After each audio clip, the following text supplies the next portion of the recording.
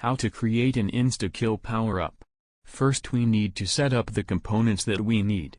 We take a static mesh, a skull so it visually represents what it does. Then we need a collision so we can interact with it.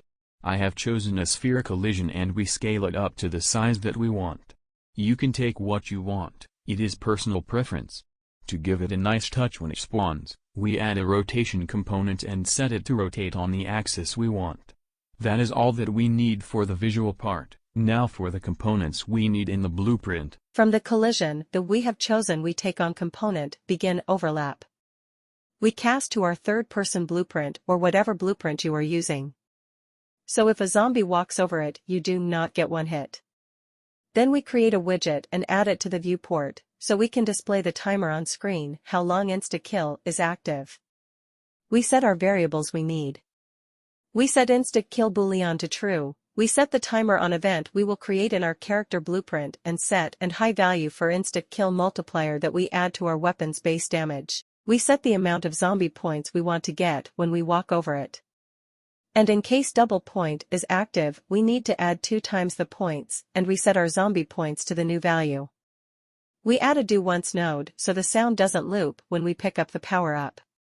We delay it for a short amount and we destroy the actor at end. On end overlap was only for testing purposes, because I had another widget that displayed the name of the power-up. In our event graph, in event construct, we cast to our character blueprint and we save that to a variable so we can call it when we need it. We create a custom event, I called it hide insta-kill, and we take the component for our timer and set visibility to hidden. Then we create a function and take the character variable we created in event construct and call the boolean instakill, and we hook it up to a branch so we can set visibility from our timer to hidden or visible. We create another function so we can set our timer to the right amount every time we pick up the power-up. Since it could happen that you have the luck to get a few in a row, we need to have 2 functions, one for minutes and one for seconds. Minutes will be usually 0, but just in case we can add it. We take the character variable we created and call for minutes or seconds, depends which function you are creating at the moment. And set the integer to text with the integer to text node and return that value to a return node. Now, for the timer part.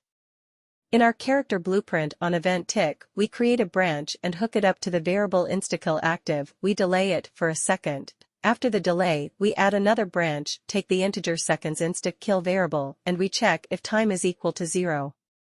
If the time is not equal to 0, we subtract 1 second and set timer to new value. If the timer is equal 0, we check if instakill minutes are equal to 0. If they are not equal to 0, we set seconds instakill to 59 and subtract 1 from the minutes that are active. If minutes instakill are 0, we set instakill variable to false and we set instakill value to 1. Because we are multiplying it with the base damage of our guns, if we set it to 0 our guns would do no damage. Now, for the fun part. Let us try our new power-up out. Double points!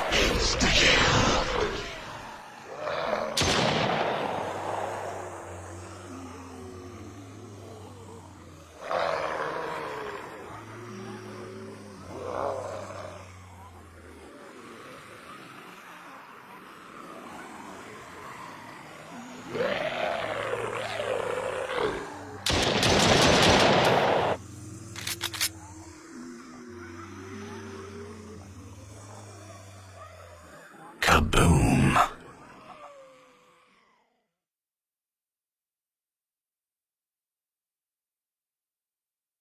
Thanks for watching. If you liked the video, don't forget to like and subscribe.